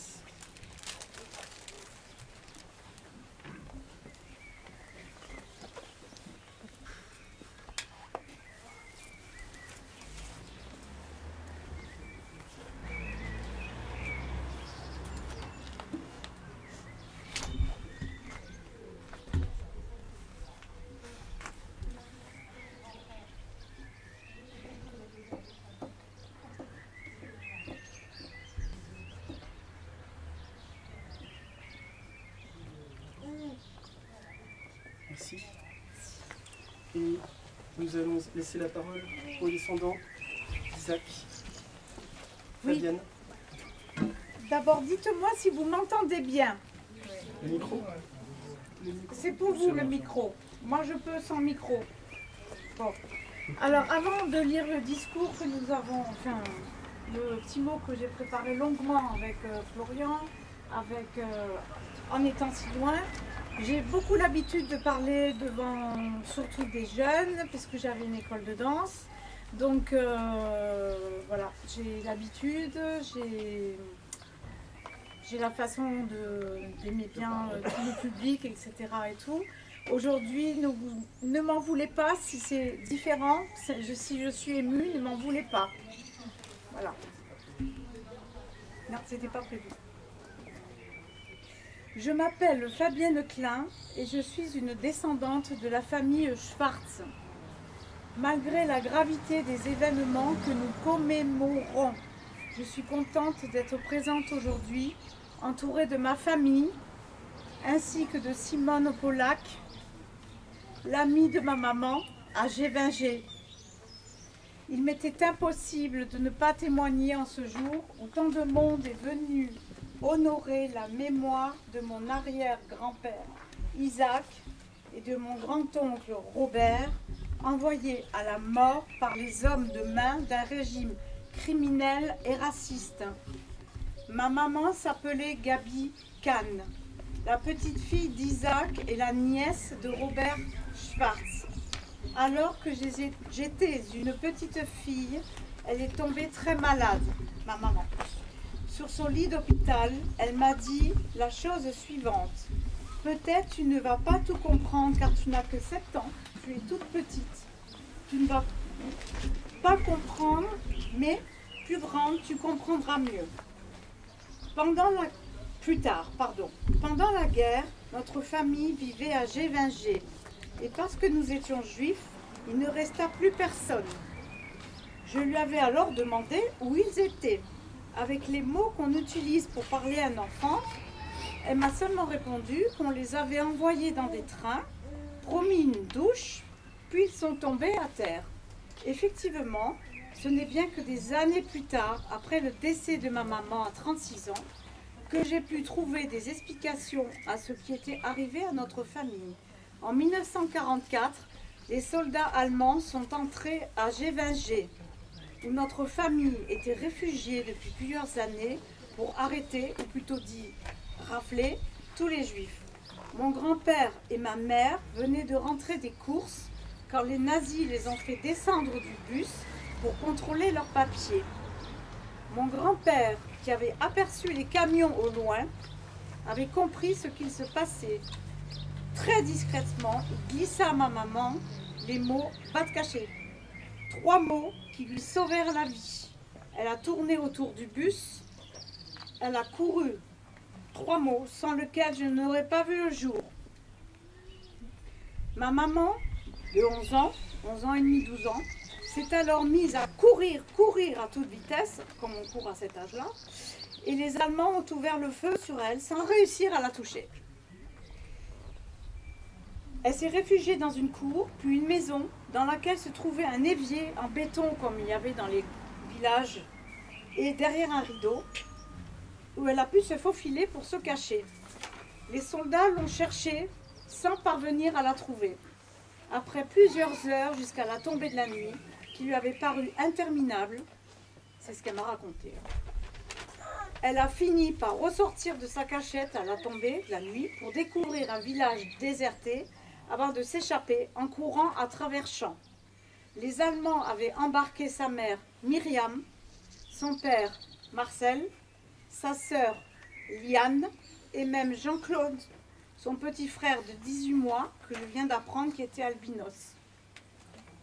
Ils avaient également arrêté ses oncles Marcel Loeb et Robert Schwartz, ainsi que son grand-père Isaac Schwartz. Elle ne les reverra jamais. Avec leurs voisins juifs alsaciens, réfugiés là à Gévingey, ils ont tous été conduits à Drancy avant de disparaître pour toujours dans les convois de la déportation. Cette tragédie de l'histoire m'a privée du droit de connaître un jour ces membres de ma famille. C'est pourquoi je ne saurais jamais comment remercier toutes les personnes qui se sont investies dans l'organisation de cette journée et la mise à l'honneur de Robert et Isaac Schwartz, en particulier à vous, les élèves du collège de Marlenheim,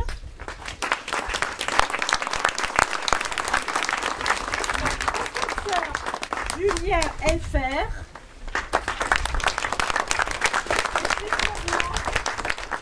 qui m'a accompagné pendant plusieurs mois dans la redécouverte de mon passé.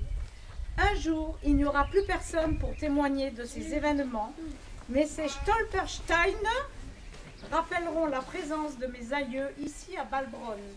Ils ont souffert dans leur chair et leur âme pour la seule raison qu'ils étaient juifs.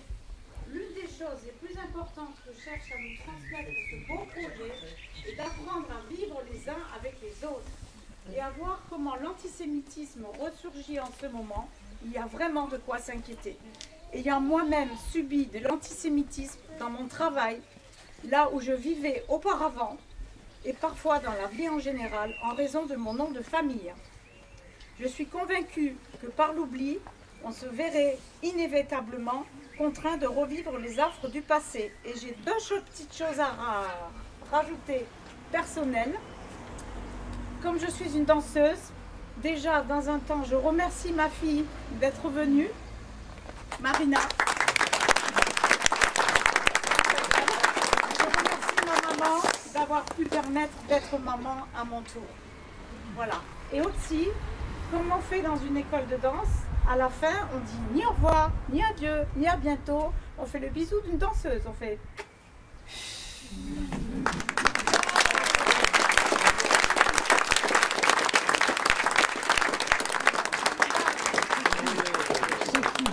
Fabienne, la fille de Gabriel. De Gabi. Alors, ah, Simone va parler. Elle est morte. Oui. Famille. Ma famille.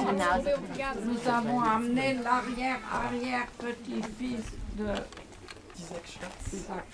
L'arrière-petit-fils d'Isaac Schwartz. Donc,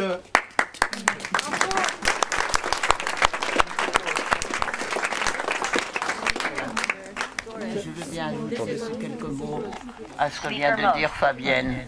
Fabienne vous a raconté son histoire, l'histoire que j'ai vécue pratiquement pas avec elle, mais avec sa famille.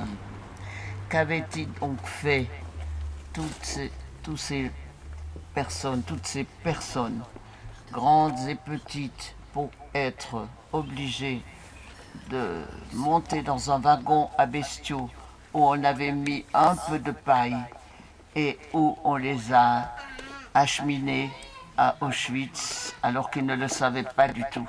Au départ de Drancy, où j'étais également, 2 jours avant notre départ, on a donné notre valise. Et quand nous avons demandé « mais où allons-nous? Quelle est la destination ?»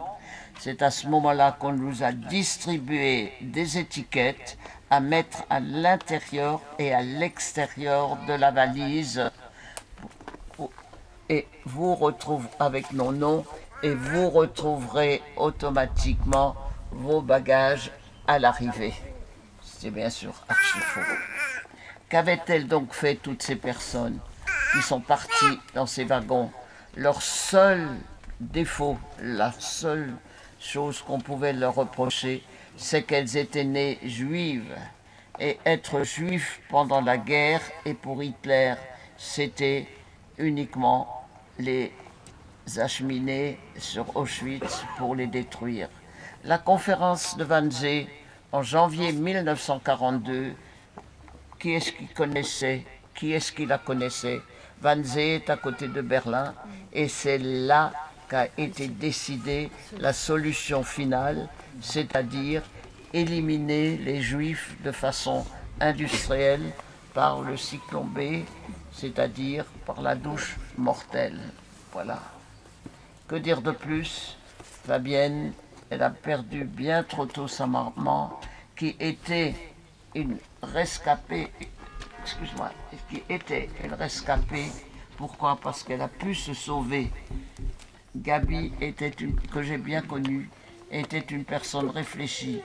Quand je lui ai demandé quel courage avais-tu pour te sauver, elle m'a dit tout simplement, quand j'ai vu les Allemands demander l'adresse, demander les papiers à mon père, où sur la carte d'identité était apposé le nom juif, je n'ai eu qu'une seule idée, c'est d'aller prévenir maman.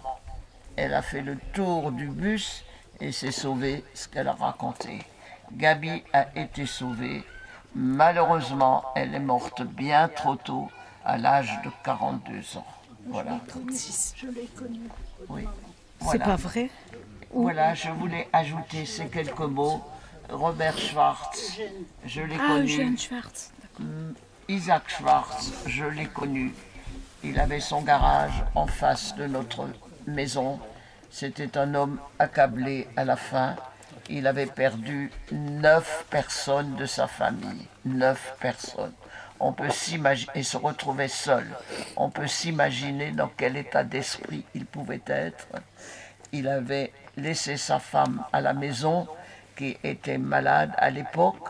Valérie Schwartz a répondu aux soldats qui venaient l'arrêter, vous faites de moi ce que vous voulez, moi je ne peux pas me lever. Et ils l'ont laissée et le lendemain, elle a été hospitalisée. Cette arrestation, cette rafle de Jevinger, il ne fallait surtout pas se trouver à la maison ce jour-là, parce que c'est ce jour-là qu'on a arrêté les personnes.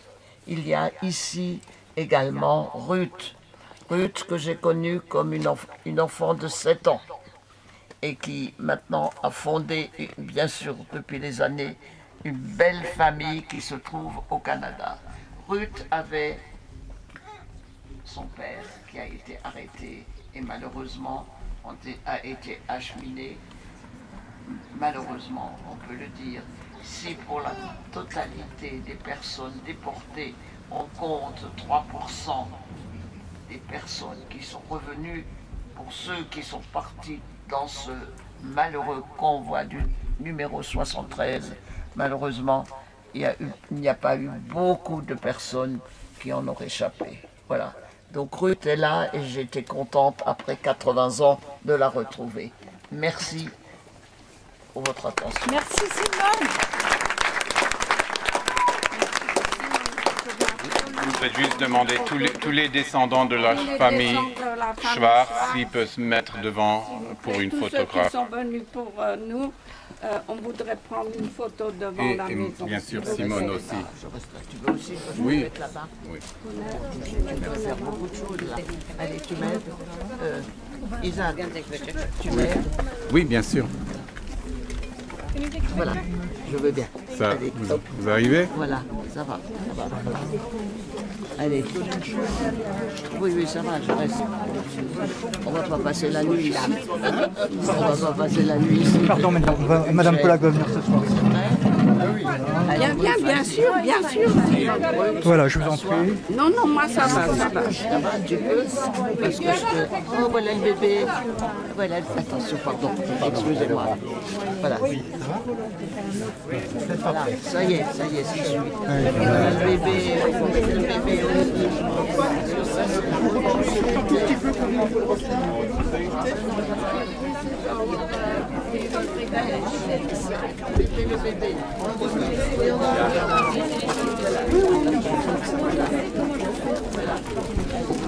Il devait porter l'étoile juive. Alors il ne l'a pas porté, on peut faire plusieurs lectures, soit parce que ça ne lui disait rien de le porter, soit parce qu'il n'avait pas le temps, parce qu'il était négligent, enfin, bon, peu importe. Il restera 2 ans durant dans les camps de la mort, ça s'appelle les camps de la mort maintenant, et il m'a souvent dit que sans l'énergie vitale, amoureuse qu'il éprouvait pour sa maman reine, il n'aurait pas eu la force de survie. Donc, il a appris au retour des camps, il avait fait sa vie, les camps étaient libérés par l'armée rouge, donc il a séjourné 6 mois en convalescence au bord de la mer Noire, et il pensait vraiment retrouver sa maman. C'est pour ça qu'il a quitté la mer Noire, et il a appris le décès de sa mère. Alors, quant à Rennes, elle a été arrêtée le 14 mars 1944 au centre de séjour surveillé d'Écrouves, et elle était trop fatiguée, estimait-on alors. Elle a été hospitalisée au 27 mars 1944 à l'hôpital de Toul, où quand je lis le compte-rendu clinique, on met de façon laconique bronchopneumonie. Voilà.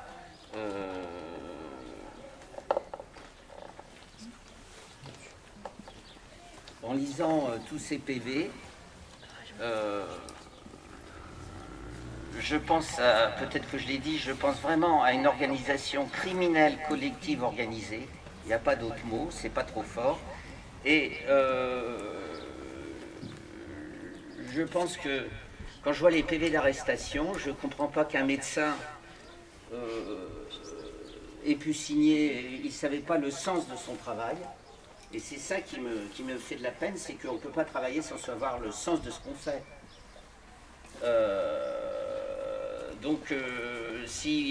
Moi j'aime beaucoup la démarche que je fais en Alsace, c'est-à-dire que individuellement, je ne sais pas pourquoi à Paris ils sont opposés à cette démarche, parce qu'ils prônent plutôt l'institution, les mémoriels, les synagogues, les temples. Je trouve que c'est très bien, c'est trébucher, que la conscience trébuche et invite le regardant, le passant, à ce que ça ne se reproduise plus.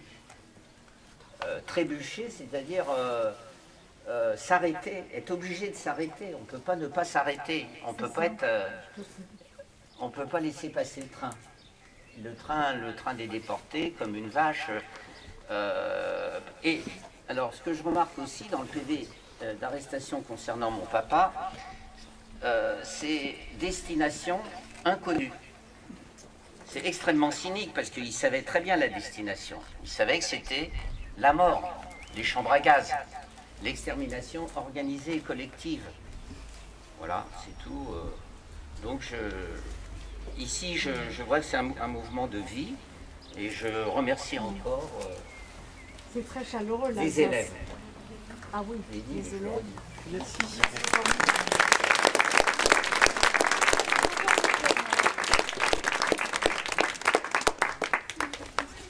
Merci Monsieur Veil. Oui. Et merci à vous. Alors, de mon côté, je tiens tout d'abord à réitérer ma reconnaissance envers toutes les personnes qui ont cru en ce beau projet et qui nous ont soutenus depuis de nombreux mois afin que cette cérémonie puisse se tenir aujourd'hui.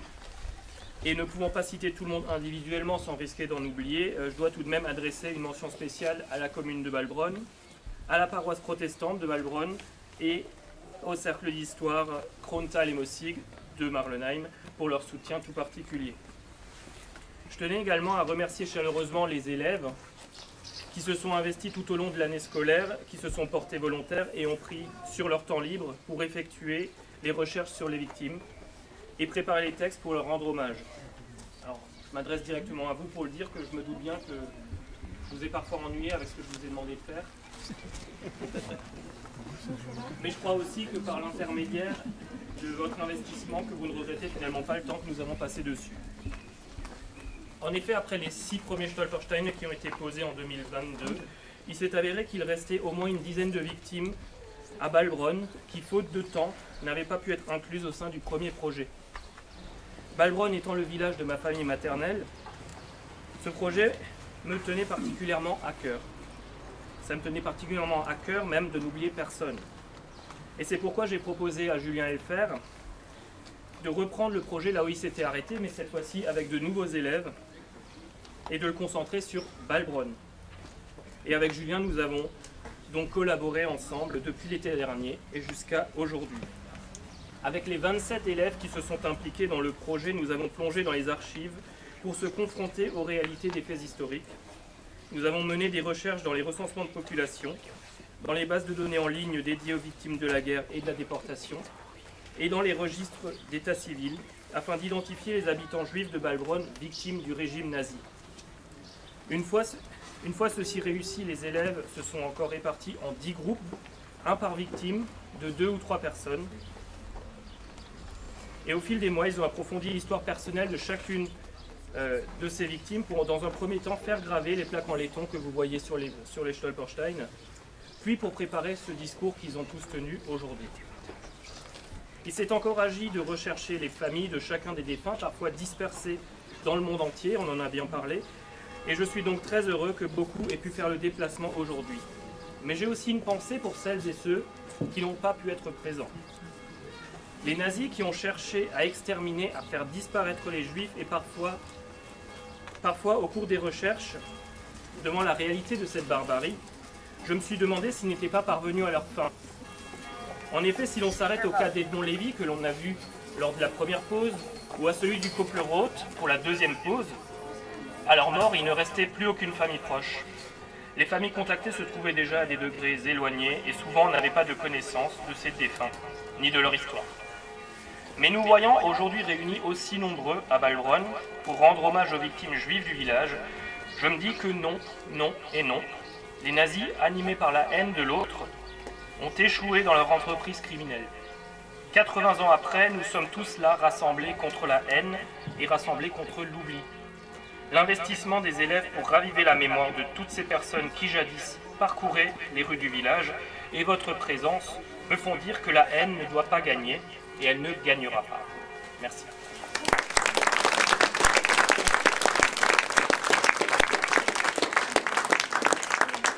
C'est désormais Madame Ménestrier, principale du collège de Marlenheim, qui va vous dire quelque chose. Vous ne vouliez pas le faire à la salle, sans le bruit des cloches, avec une sono un peu plus puissante.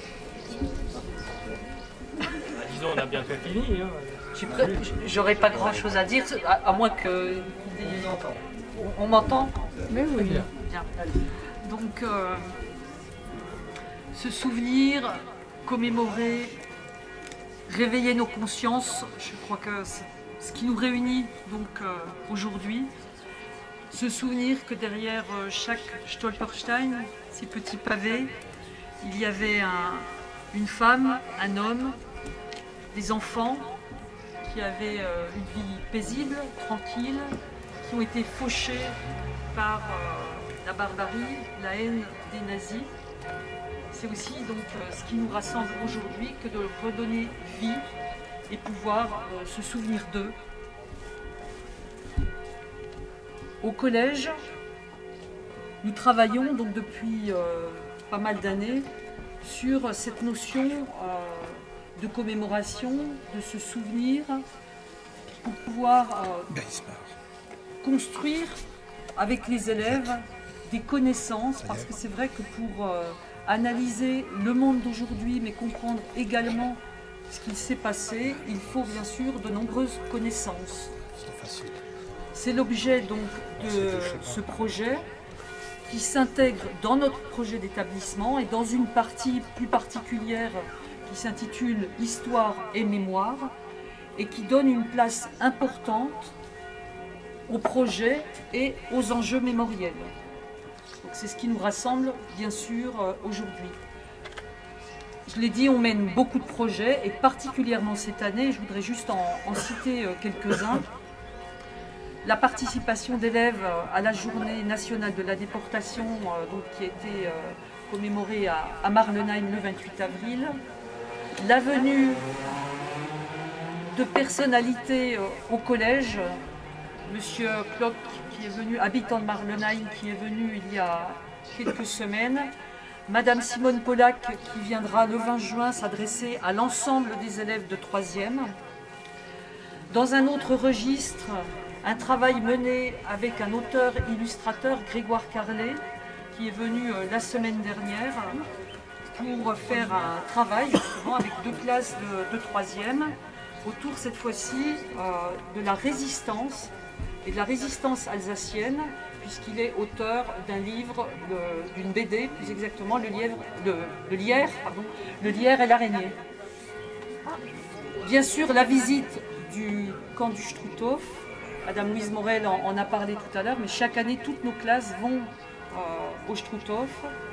Et depuis 2 ans, comme l'a rappelé Florian Mahon, donc le travail autour des Stolpersteine. Pour ce travail en particulier, je voudrais vraiment saluer l'investissement et l'engagement des élèves. Parce que vous les avez vus, ils sont nombreux et ils étaient tous volontaires, bien quand même appuyer sur ce point-là, ils étaient tous volontaires pour faire partie de ce projet. Ils se sont engagés, c'était un long projet, comme l'a rappelé Florian Mahon, il fallait de la persévérance pour aller jusqu'au bout.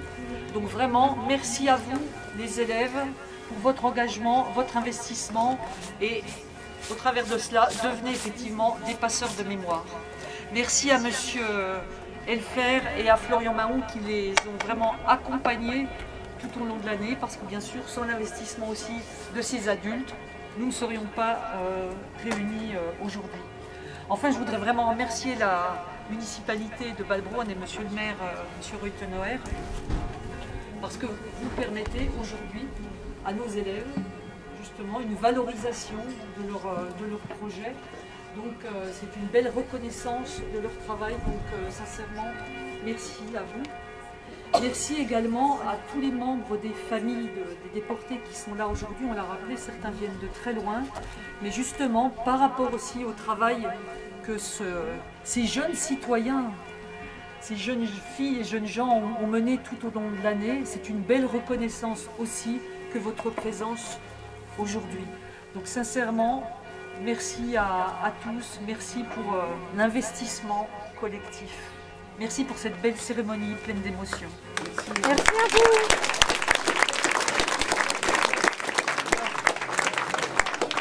Pour finir cette cérémonie, avant de rejoindre la salle et le verre de l'amitié que nous offre la mairie de Balbronn, que l'on remercie encore, comme vous l'avez dit, on va laisser la parole aux élèves pour clôturer cette cérémonie. Et Tom a tenu à faire un discours pour présenter et résumer le projet Stolpersteine. Merci à toi Tom.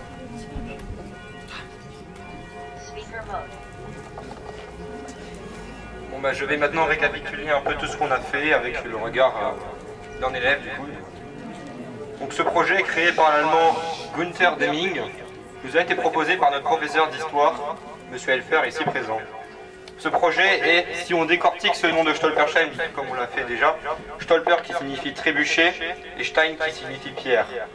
Ce sont donc des pierres de mémoire qui ont pour but de nous faire trébucher, en quelque sorte, pour que se retourne et qu'on le voit et qu'on le remarque, que des personnes ont vécu et ont été arrachées à la vie et oubliées.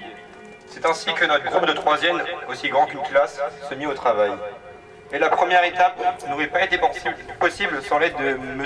Mahon, également présent, car on devait chercher le nom de ces personnes dans les recensements de 1936, leurs dernières traces.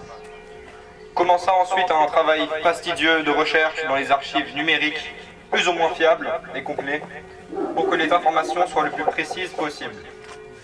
Vient ensuite le temps de la rédaction des textes que nous avons déjà entendus, des poèmes comme des discours, des biographies rédigées par des élèves volontaires, toujours motivés, et emplis de cette volonté de redonner vie à ces personnes qui ont été arrachées à la vie de la manière la plus dramatique qu'il soit, là-bas, dans les camps de la mort nazie.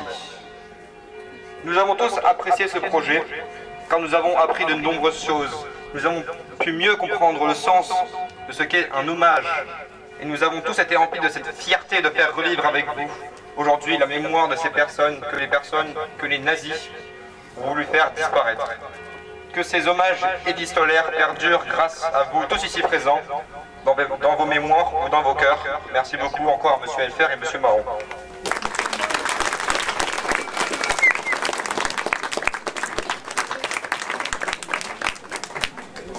Bien, donc, direction la salle du Phréneau pour le verre de l'amitié. Ceux qui le souhaitent, avec M. Mahon et avec certains élèves, nous allons déposer une fleur, une rose pour Marcel et Suzanne Lévy, pour qui on avait déjà déposé 2 Stolperstein en 2022. Chloé, où es-tu? Elle est là. Allons-y. Vous avez un thème de voix qui va vers le théâtre.